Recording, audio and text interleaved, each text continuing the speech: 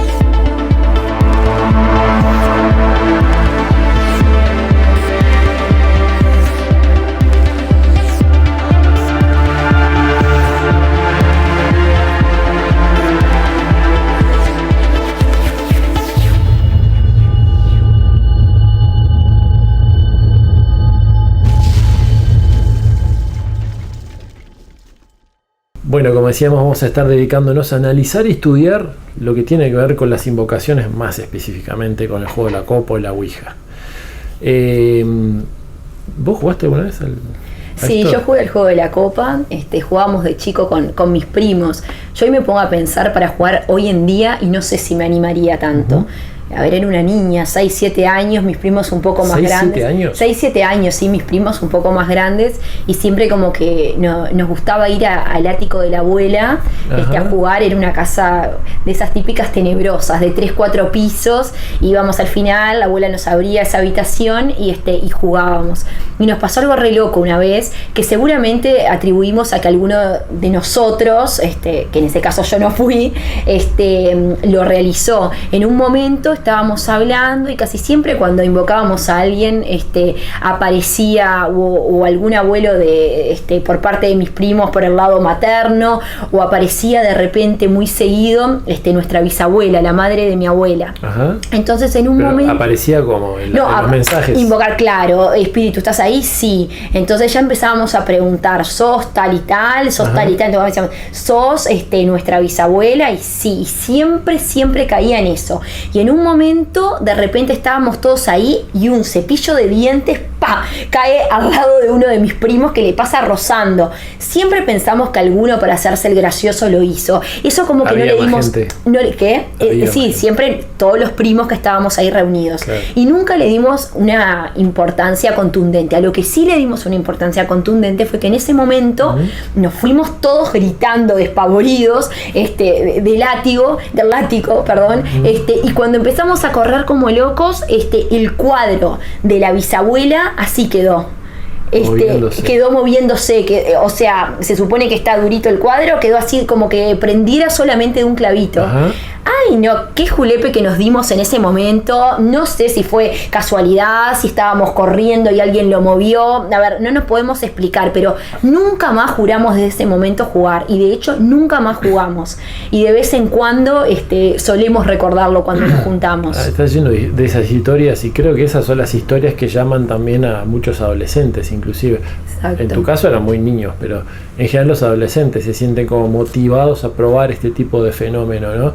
porque empiezan a escuchar justamente ese tipo de historias, ¿no? Entonces quieren comprobar, ¿no? Sí, obvio, y no se dan cuenta que de repente probando no estaría del todo bueno tampoco, ¿no? Bueno, eso es lo que vamos a ir descubriendo en este programa, justamente por el análisis de los especialistas. Exacto. Vamos a estar con David Perile, nuestro medium psíquico, y también vamos a estar entrevistando a nuestro parapsicólogo Julio Gutiérrez. Pero primero, para empezar a entender de qué estamos hablando, vamos a ver este informe justamente sobre la tabla Ouija.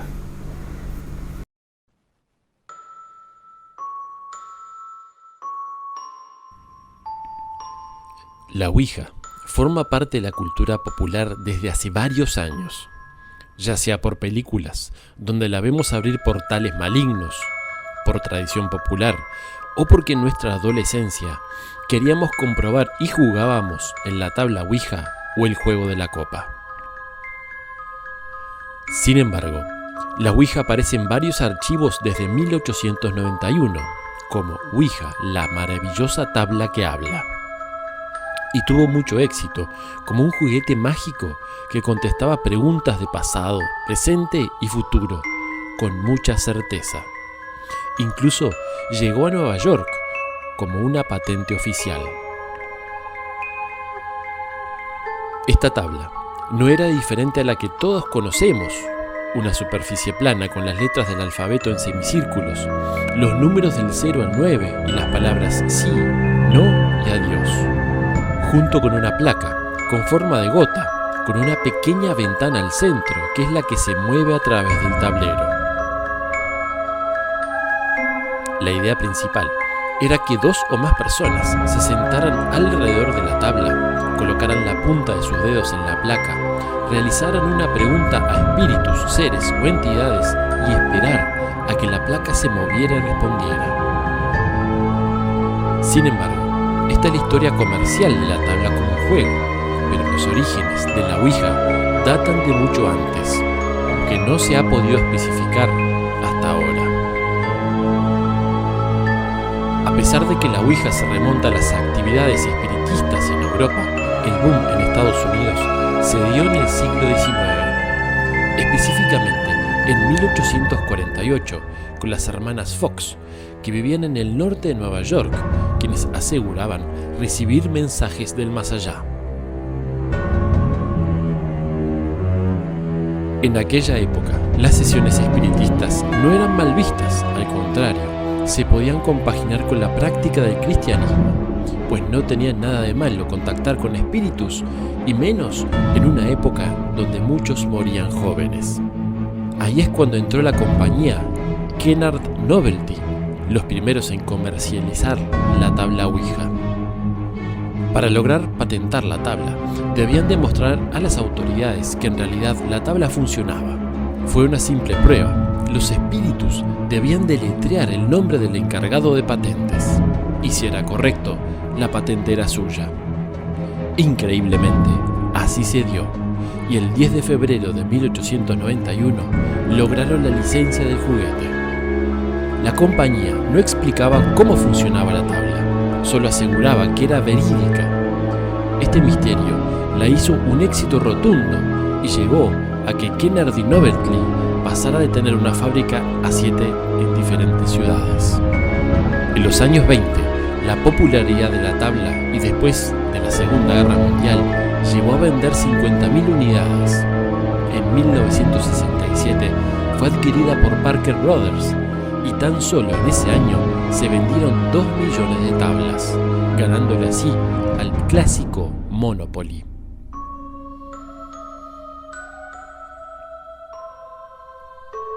Por supuesto que no todo era felicidad. Hubo varios reportes de crímenes donde los autores aseguraban que la Ouija les había indicado cometer asesinatos. Por ejemplo, una mujer en Nueva York aseguraba que la tabla le dijo que matara a su madre y dejara el cuerpo 15 días en su sala antes de enterrarla. Poco a poco, la Ouija se fue convirtiendo en un objeto diabólico. Pero fue hasta 1973, con el estreno del Exorcista, que la gente comenzó a verla como una puerta al infierno. Y gracias a grupos religiosos, estudiosos de la parapsicología y diversos testimonios, este concepto de peligro creció. Esto, por supuesto, no ha dejado que su popularidad baje. Con el auge de películas de terror que utilizan la Ouija en sus escenas, la curiosidad por este objeto crece y crece cada vez más. Muchos aseguran que les han ocurrido eventos paranormales al utilizar la Ouija, mientras que otros aseguran que todo es una sugestión o una farsa.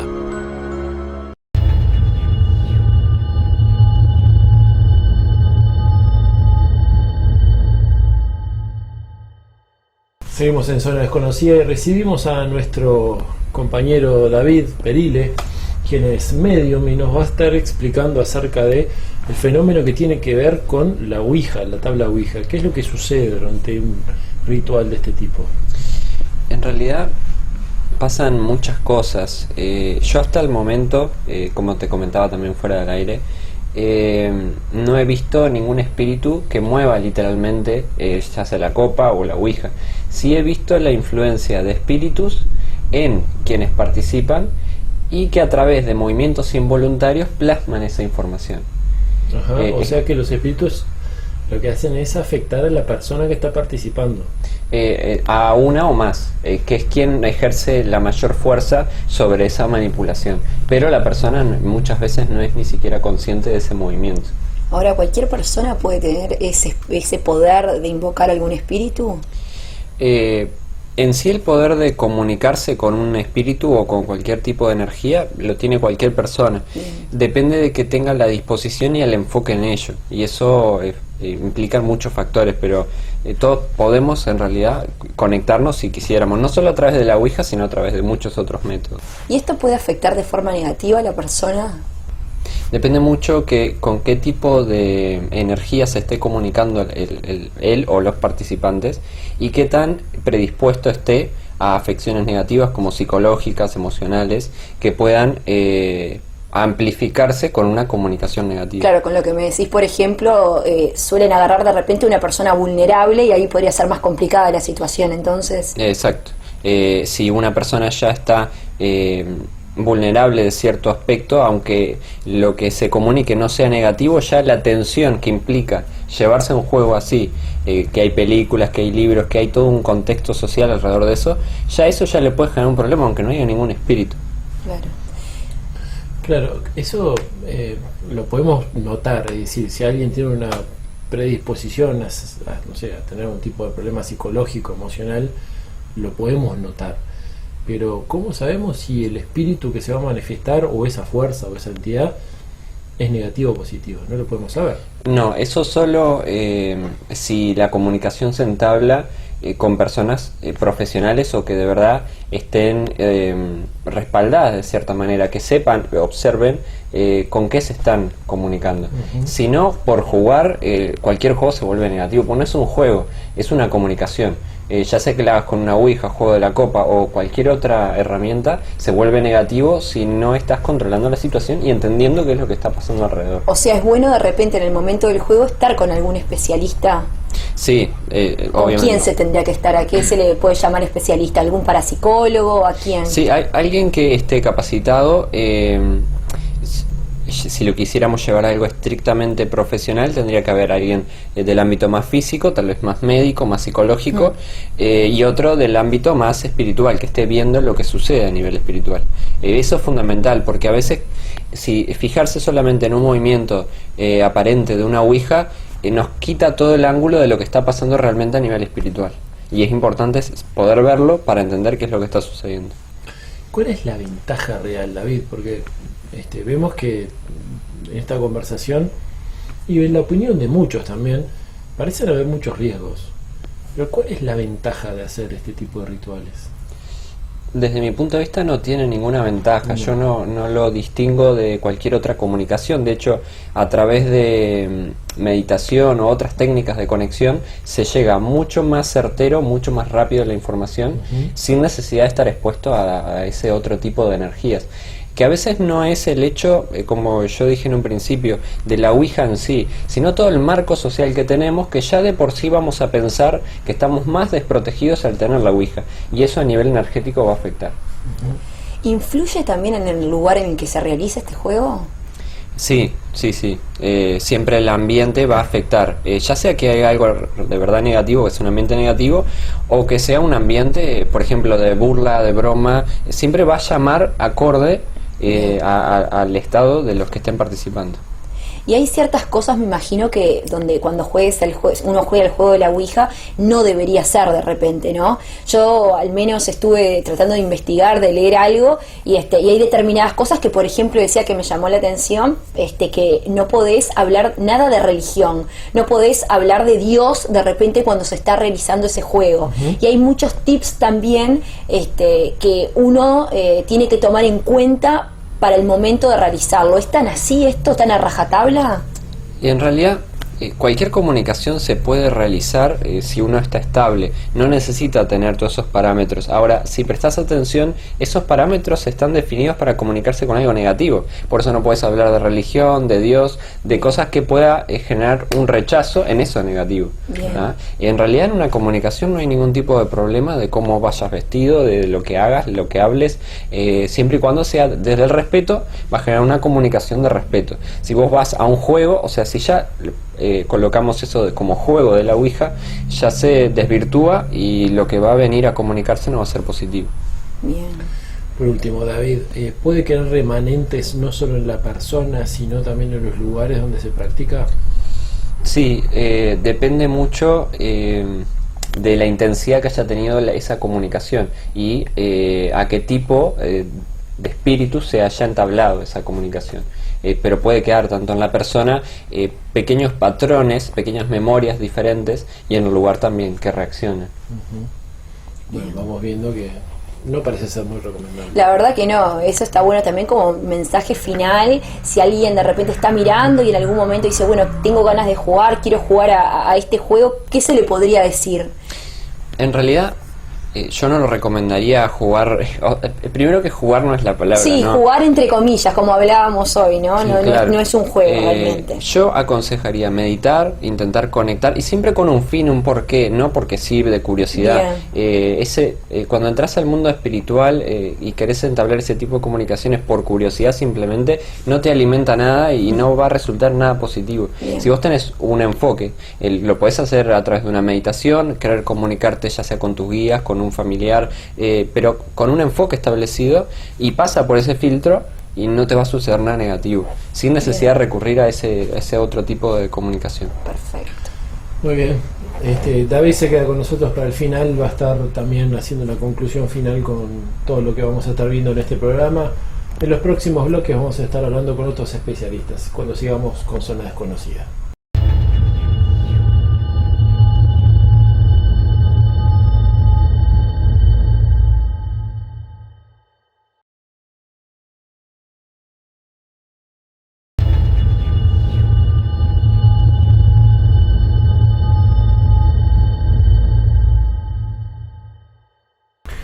Seguimos en Zona Desconocida. En esta cuarta temporada estamos hablando acerca de las invocaciones de la tabla Ouija. Les reiteramos que se pueden comunicar con nosotros, ¿no? A través de Zona Desconocida. Exactamente, puede ser por Twitter, por Instagram, por YouTube y por Facebook. Está bueno que se comuniquen con nosotros, como siempre decimos, para también darnos un poco, no solo la opinión, sino que también decirnos a ver qué tema les gustaría que podamos tocar en diferentes programas. Claro, que de hecho este tema fue uno de los temas propuestos pedidos, justamente. En la temporada anterior. Tema de la Ouija o del juego de la copa, que tiene muchas implicancias, ¿no? Inclusive hay unas variantes dentro de las invocaciones que son, por ejemplo, el famoso Charlie Charlie, o está el María Sangrienta, que es un ritual frente al espejo. Vamos a empezar a decirles o a nombrar esto no como un juego, sino como un ritual, ¿no? Exacto. Ritual que tiene muchos casos conocidos a nivel nacional e internacional, ¿no? Todos conocemos algún caso que puede haber sido medio complicado, pero también hay casos que son como emblemáticos, ¿no?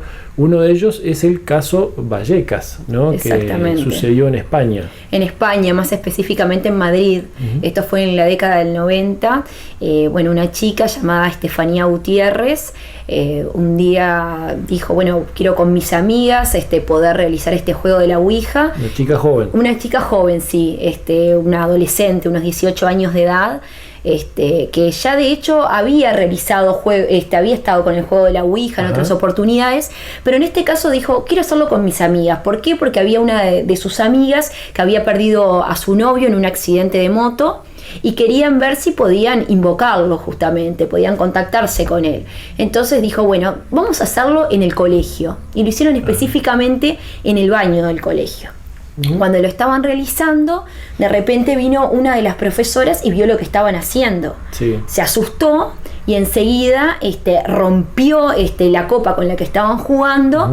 Porque estaban utilizando la copa, no era la tabla. Exactamente, era la copa específicamente que estaban utilizando. Lo que se vio, porque las amigas también estaban presentes y esa profesora, fue que dentro de esa copa había como una especie de humo negro. Entonces cuando la profesora agarra y rompe y tira todo diciendo que no puede ser que estén jugando a eso, que es un peligro, etcétera, ese humo lo inhaló todo.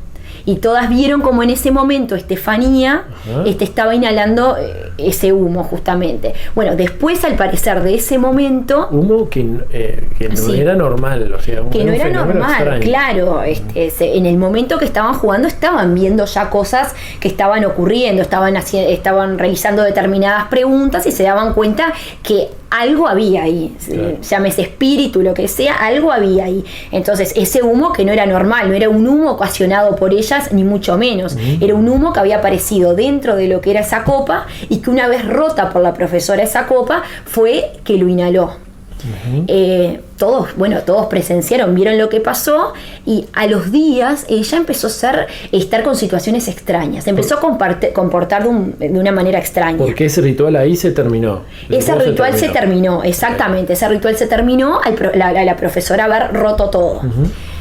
A los días empezó a notarse, empezó con convulsiones, empezó ella a sentir gente que le hablaba, ella se acostaba y de noche sentía gente alrededor de la cama de ella que le estaba hablando, veía sombras, escuchaba voces, cada vez tenía más convulsiones, los ojos se le daban vueltas hasta quedarles blancos, y los padres, no entendían nada de la situación y realmente estaban al lado de ella todo el tiempo en cama tratando de solucionar ese problema, pero la llevaban a 20.000 especialistas, la paseaban por cuanto médico haya y nadie sabía decir exactamente lo que le pasaba. Claro.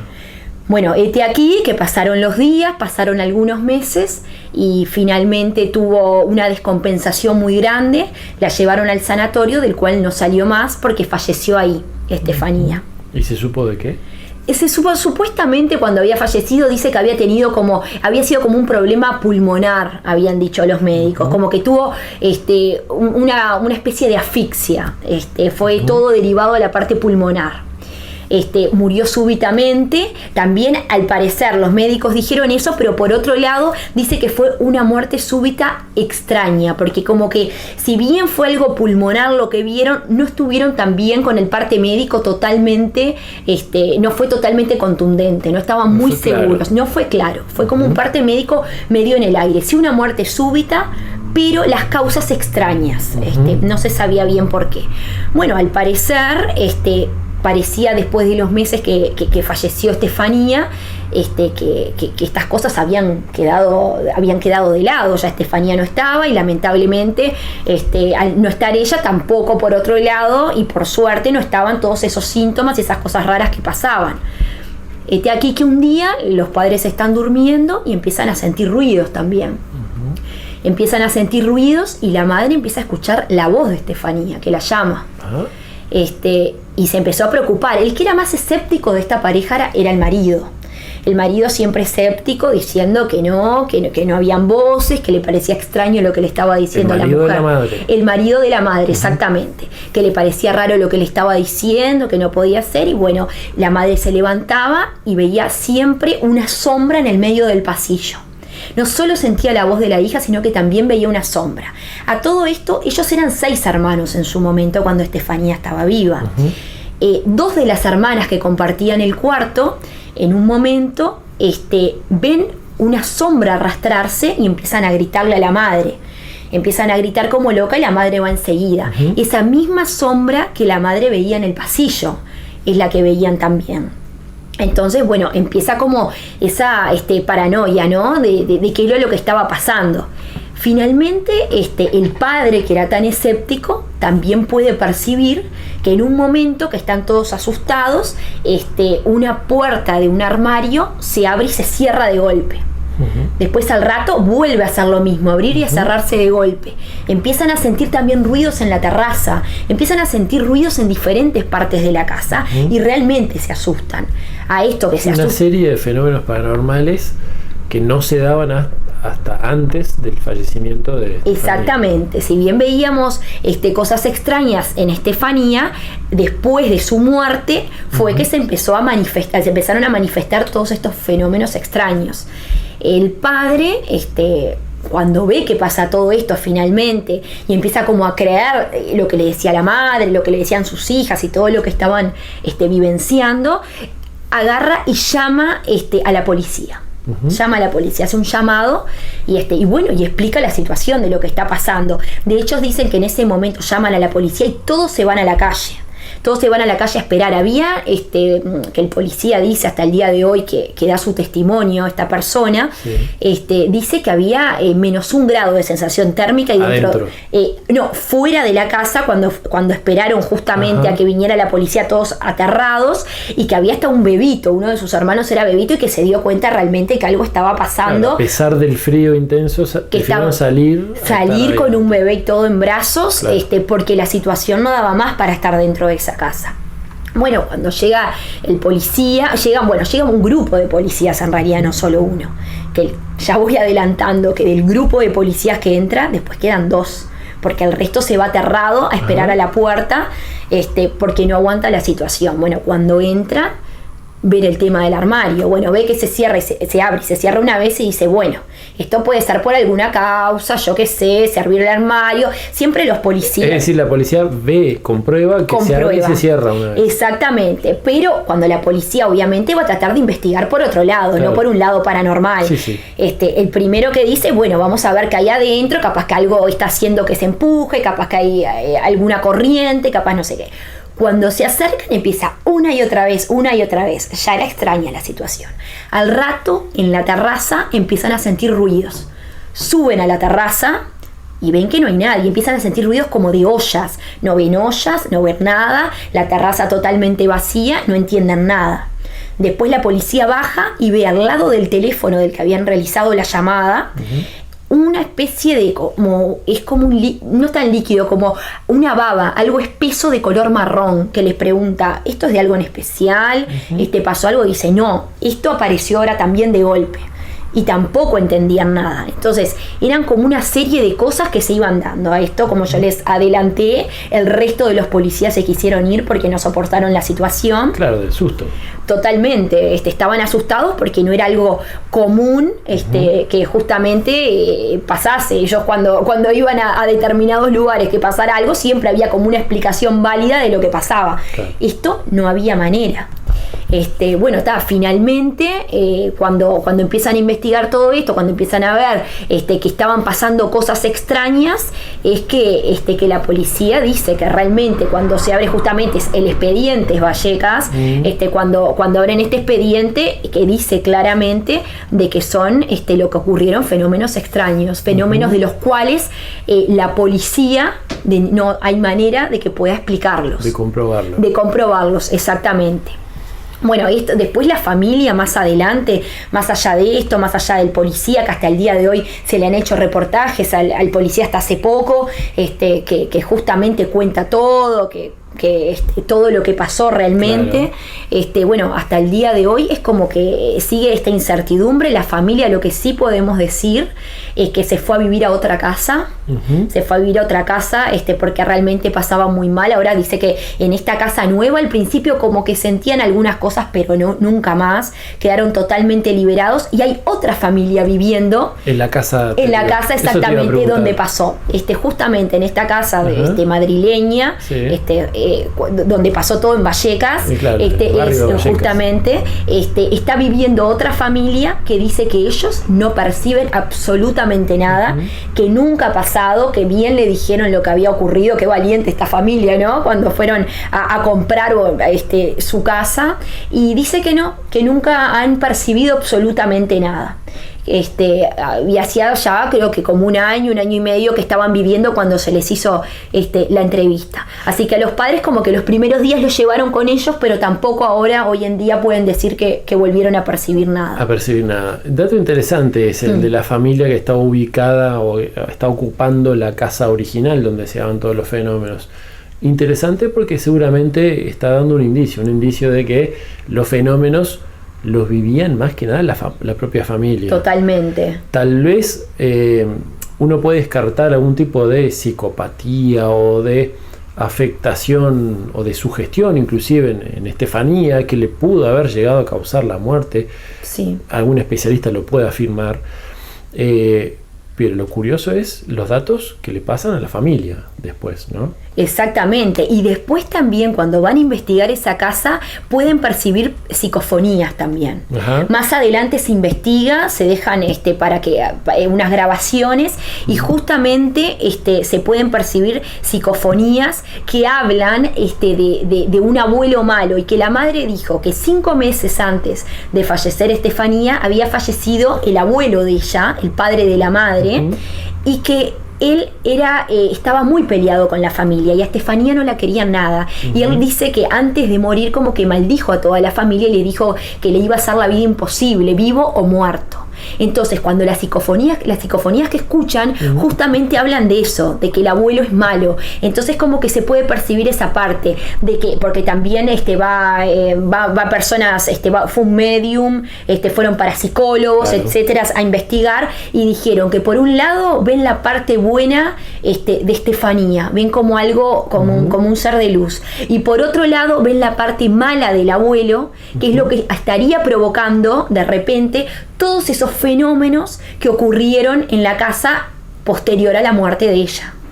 Uh-huh. Es como bastante complicado y tiene bastantes aristas por bastantes lados, porque como también en otro momento le hicieron un test a la madre uh-huh. de Estefanía y se pudieron dar cuenta, un test profundo psicológico, de que la madre también tiende un poco a lo que es el delirio, tiende a querer uh-huh. ser protagonista, tiende a querer a exagerar más las cosas de lo común y a tener cierta subjetividad, que eso podría haber llevado también a generar un efecto subjetivo con las personas a su alrededor. Entonces es como... Sí, hay dos cosas. Primero, quiero aclarar a la gente lo que es una psicofonía. Perfecto, bien. Psicofonía o parafonía es el fenómeno que se da cuando en una grabación de audio aparece una voz o voces que no estaban en el lugar o no son propiciadas por nadie que esté en el lugar, ¿no? Exacto. Que se los adjudica a algún tipo de energía, fuerza psíquica, espíritu, o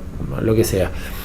Pero lo curioso de lo que me estás contando, más allá de la posible tendencia médica que se le diagnosticó a la madre, los policías son los policías. Exactamente, yo pensé exactamente lo mismo cuando lo estaba leyendo, porque decís, bueno, se puede trasladar a la familia, pero también en el momento a los policías, porque para trasladarlo debe llevar un proceso. Claro. Entonces decís, al policía también se trasladó eso, es como que es medio confuso, medio complicado, más allá de que sí, enseguida se dieron cuenta de que ella tiene problemas psicológicos severos la madre, y bueno, también puede ser a causa de todo esto, ¿no? Como consecuencia de todo esto, mejor dicho. Es verdad, sí. Bueno, la ciencia siempre trata de explicar estas cosas también desde lo que conoce, ¿no? Totalmente. Y vamos a ver justamente un informe en donde vemos qué es lo que dice la ciencia acerca de la Ouija. Varios científicos en la mitad del siglo XIX llevaron a cabo una serie de ingeniosas investigaciones experimentales en la que creyeron demostrar que los movimientos musculares involuntarios de los participantes causaban que la mesa se moviera. A este fenómeno lo llamaron efecto idiomotor. Todas las pruebas científicas posteriores fueron en la línea que algunos fenómenos atribuidos a las fuerzas paranormales, como el movimiento del triángulo o el famoso péndulo, se deben en realidad al efecto idiomotor. Es un fenómeno psicológico en el que un sujeto realiza movimientos inconscientemente, de manera automática, desencadenados por un estímulo particular. Como las respuestas reflexivas al dolor, algunas veces el cuerpo reacciona a ideas sin que la persona decida conscientemente tomar acción. El autoengaño que generaría este efecto es extremadamente poderoso, tanto que muchos sujetos no pueden ser convencidos de que los desplazamientos se originarían exclusivamente en sus mentes. En un episodio del ciclo Juegos Mentales de Nat Geo, invitaron a algunas personas a una sesión medium, pero esta tenía algo especial. El experimento se haría con los ojos vendados. El triángulo, una vez más, empezó a moverse a medida que los participantes iban haciendo preguntas, pero esta vez el conjunto de las letras que señalizaba no tenía ningún sentido. De esta manera, demostraron que la mente de los participantes sería la responsable de señalar las letras, aunque fuera en forma inconsciente.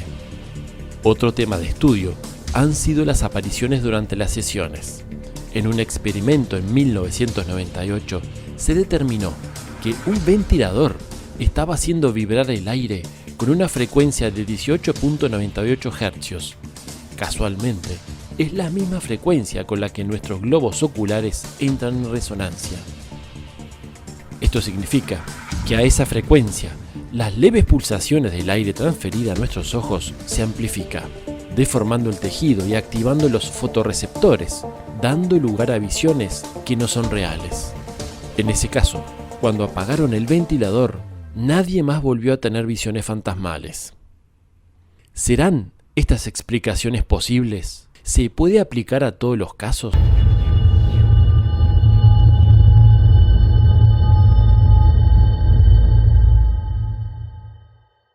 Bueno, para la ciencia siempre todo se debe explicar en forma bastante más racional, como vemos. Claro. Igual, dentro de estas explicaciones que veíamos en este informe no queda todo claro tampoco, ¿no? Hay cosas que no se pueden explicar.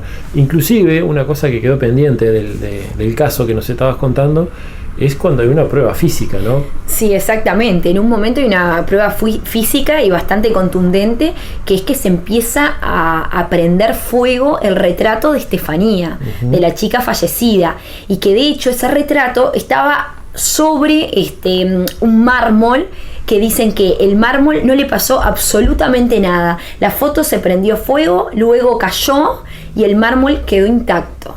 Eso es una de las cosas también que desató de que justamente el padre llame a la policía. Claro.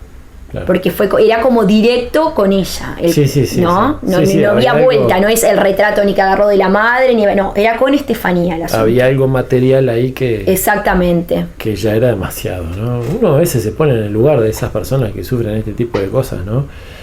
Por eso está bueno siempre tener la apertura suficiente para poder investigarlo también, ¿no? Sí, obvio, y las explicaciones contundentes, lo científico, lo más allá de lo científico, y está bueno que podamos poner todo en el tapete para que, bueno, las personas saquen sus propias conclusiones y vean por qué lado es que va esto, ¿no? Exacto, y uno de los o una rama que estudia este tipo de fenómenos es la parapsicología. Por eso hicimos una nota con nuestro parapsicólogo Julio Gutiérrez, que vamos a ver a continuación. La Ouija, o el juego de la copa. Ouija es una palabra que tiene una combinación, oui por sí en francés y ja es en alemán. Es como un juego de palabras, pero es un juego muy interesante con el cual mucha gente tiene mucha afinidad, y hay gente que es muy buena haciendo ese tipo de trabajo. Para mí no es un juego. Siempre hablan del juego de la copa porque los chiquilines siempre de chicos, todos lo hicimos alguna vez, como un juego, sin darnos cuenta de que es algo que puede ser muy peligroso. No tanto porque llegue un espíritu, que puede pasar. Yo creo que pueden ocurrir cosas a nivel psicológico, traumas, asustarse. Alguien muy joven de repente tiene una experiencia fuerte y puede quedar muy impresionado, y esa impresión lo puede afectar de forma notoria. Pasa eso. Otras veces puede ser nada más que psicológico el tema, una sugestión de los que están allí, y otras veces ya hablamos de fenómenos más bien paranormales o que son trascendentales, que vienen de otro plano y que para los cuales no existe una explicación científica, pero se sabe que ya no obedecen al ser humano, sino que vienen de otro lado, y que el ser humano solamente es un vehículo que está canalizando esas fuerzas. Y es allí cuando hay que tener mucho cuidado, porque cuando uno llama, cuando uno invoca, vienen cosas. El tema es que hay que tener buenos filtros para que eso que viene sea lo que uno quiere que venga. Muchas veces eso trae a colación algunos problemas, personas que quedan de repente con algún tipo de implante, con algún tipo de larva o algún tipo de problemática espiritual que se puede manifestar después en lo sucesivo de su vida con algún tipo de problemas que hay que después quitarlo y que da un poco de trabajo, no es fácil.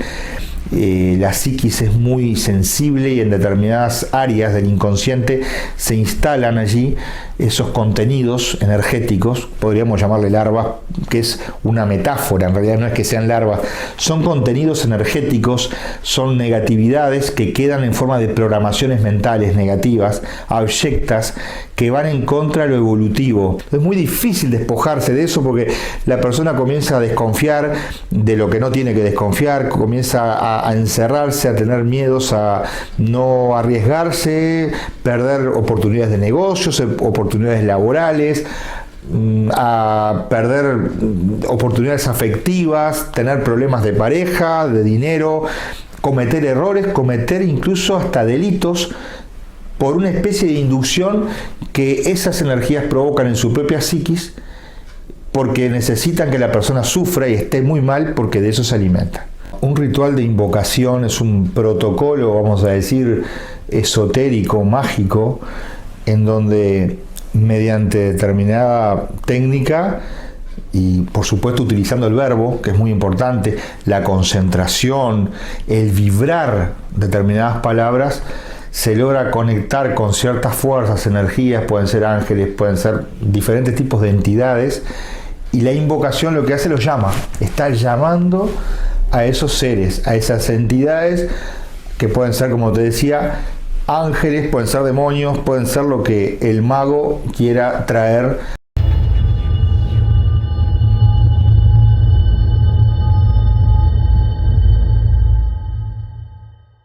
Bueno, seguimos en Zona Desconocida, estamos hablando de invocaciones, ya hemos repasado unos cuantos casos y también la opinión de un par de especialistas. Vamos a ver la segunda parte de lo que decía justamente Julio Gutiérrez, el parapsicólogo, pero en este caso sobre todo sobre los riesgos, ¿no? En base a algunas experiencias que ha tenido. Por ejemplo, el fenómeno OVNI. No, eso sí, podemos ir a un encuentro y tratamos de que aparezca una nave, la vemos, la disfrutamos, se sacan fotos, se conversa, algunos se contactan y no, salvo algunos casos muy aislados, generalmente no ocurre nada a nadie, no pasa nada, nadie se enferma, nadie se enloquece. Pero con la fenomenología paranormal hay que tener cuidado, con la parte, vamos a decir más bien, donde el ser humano interactúa con el fenómeno, es bastante complicado y hay que tener mucho cuidado, sobre todo lo que hablábamos recién, todo lo que es invocación, todo lo que es tabla ouija, lo que son fenómenos de invocación de entidades de cualquier tipo, de cualquier cultura, de cualquier religión. Hay que estar muy fortalecido. Está bueno que la gente estudie esto, está bueno que la gente lea buenos materiales, que los hay de todo en esto. Y ahora con internet tenemos un problema, que hay cosas muy buenas, pero muy buenas de verdad, que antes no se conseguían incluso, y cosas que son un disparate, una barbaridad, que no deberían ni estar publicadas, están equivocadas. Entonces, pero los que estamos hace unos años en estos temas nos vamos dando cuenta, y uno se da cuenta qué cosas se pueden leer y consumir y qué cosas no. Pero es muy importante que la gente se instruya en esto y sepa y aprenda y le pierda el miedo, pero que tenga cuidado y transite por el camino de la espiritualidad, de la fenomenología, sin arriesgar lo más sagrado que todos tenemos, que es nuestra propia alma.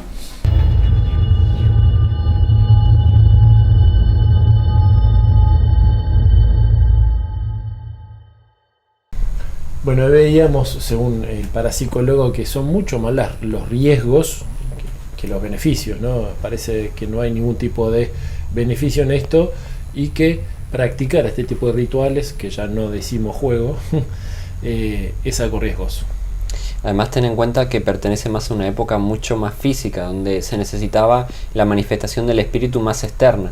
Claro. Entonces, a través de golpes, a través de desplazamiento, el ectoplasma, fueron, las mesas que levitaban, las mesas parlantes, eran fenómenos que se necesitaban afuera. Hoy en día un golpe más bien nos inquieta, más que recibir una comunicación. Estamos en una época evolutiva, por así decirlo, a nivel espiritual, donde la comunicación es más interna. Preferimos que un espíritu se comunique a través de un sueño, de una intuición, una imagen, algo que uno puede sentir. Es lo que primero preferimos. Obviamente hay otro tipo igual de manifestaciones, por lo cual estamos usando un recurso más físico de una época tal vez que no es la adecuada, no es la forma en que estamos acostumbrados ahora. Es interesante eso, ¿no? Que tener la visión también de cómo a lo largo del siglo, claro, en estos dos últimos siglos, fue cambiando este fenómeno, ¿no? Eso dice mucho también, que cuánto hay de incidencia nuestra también en todo esto. Exacto, ¿no? De hecho antes era una moda jugar a la Ouija y hoy en día tampoco es que se vea tanto, ¿no? Es verdad, sí. Bueno, una reflexión que tengas, ¿vas a jugar a esto? No, ya como les conté al principio, jugué en su momento el famoso juego de la copa y juré no jugar más, así que no hay necesidad de jugar. Antes era más que nada como una novedad, hoy en día ya no lo haría. No, para nada. ¿Vos vas a jugar? No. ¿Vos, David, vas a jugar? No. Justamente creo que tiene que ver con eso, ¿no? Que entendamos de que a veces, por más que creamos que no es peligroso, más allá de lo que nos han contado los especialistas, igual hay riesgos y que no hay necesidad y que en definitiva uno puede llegar a comprometer hasta su propia energía, ¿no? Lo que significa que no sabemos en qué va a terminar, ¿sí? Exactamente. Bueno, muy bien, gracias David. Nos vemos en la próxima, gracias Marina. Por favor, gracias a ti. Nos vemos entonces la semana que viene con un nuevo capítulo de Zona Desconocida. Miles de almas sin hablar, miles de estrellas y no estás, humano, humano. Miles de guerras sin un Dios, miles de excusas sin amor, humano, humano. No te mientas más, no hay más agua que beber. Cada guerra lo echó a perder, humano, humano. La ironía de crecer, destruyendo a tu propio ser, humano, humano. No te mientas más. ¿Quién soy yo? Te preguntas sin poder comprender. ¿Dónde estoy? Ya no encuentras la paz que sentiste ayer. Cada minuto que pierdes al no vivir, cada instante que eliges para sufrir, cada gota de mar de tus lágrimas, cada sonrisa de ayer que no se ha llamado.